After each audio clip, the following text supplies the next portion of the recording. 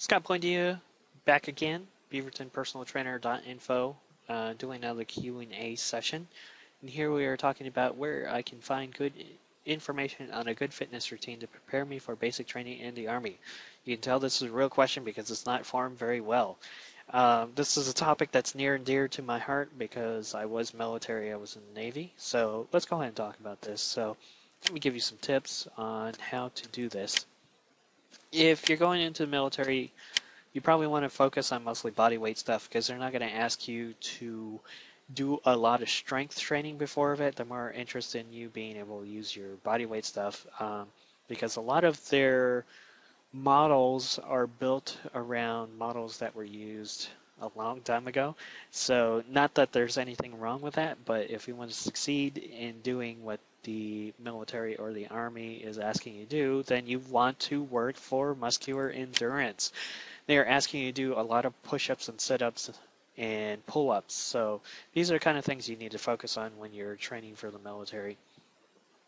In general, if you can do 50 push-ups, 50 pull-ups, which is very difficult, once you get into the 20s of pull-ups, you are starting to get into a place where you should think about doing weights with your pull-ups.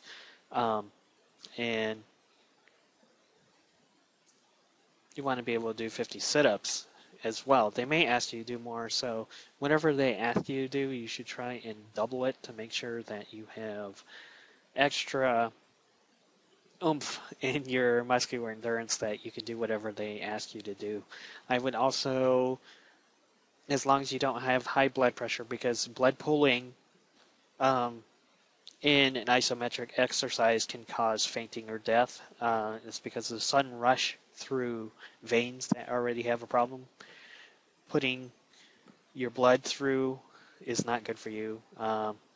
So things like statically holding a certain position within your push-up and not the rest position is good for you, because if you get in trouble, they're probably going to ask you to do it anyway. You should do a lot of running.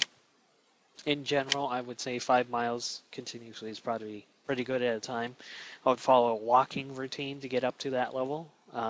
Especially if you're not working right now, then walking 10 miles is probably a good thing. And then working up to running 1 mile, 2 miles, 3 miles, 4 miles, 5 miles is probably a very good thing for you to do. Because they're going to ask you to run a lot of miles while you're there. And if your bone structure is not prepared for this, you're going to be in trouble. So I would just develop it before you get there so that you have no problems when you're there. And the next thing you want to do is keep your mental fitness up. A lot of people don't think about this, but you're going to be put down quite a bit when you get to the military, even if you're doing a good job, because that's what they're trying to do. They're trying to break you down and basically get rid of your personality so that they can basically mold you into a soldier. So you have to be mentally fit, you have to have self-efficacy, self-confidence, and so forth before you get to the military, because they're going to break you down anyway. So if you can keep these things in mind, you're going to do very well while you're in the military. And I especially think the mental fitness part is very important, because the whole time you're going to be in the military, it's probably going to happen to you. You'll get used to it at some point, but it's just better to have a solid base of who you are before you go into the military, and accept that you're going to get picked on. You're just going to get picked on while you're there, so you have to be careful with your own inner attitude. So this has been Scott Boindia of BeavertonPersonalTrainer.info, and I will talk at you later.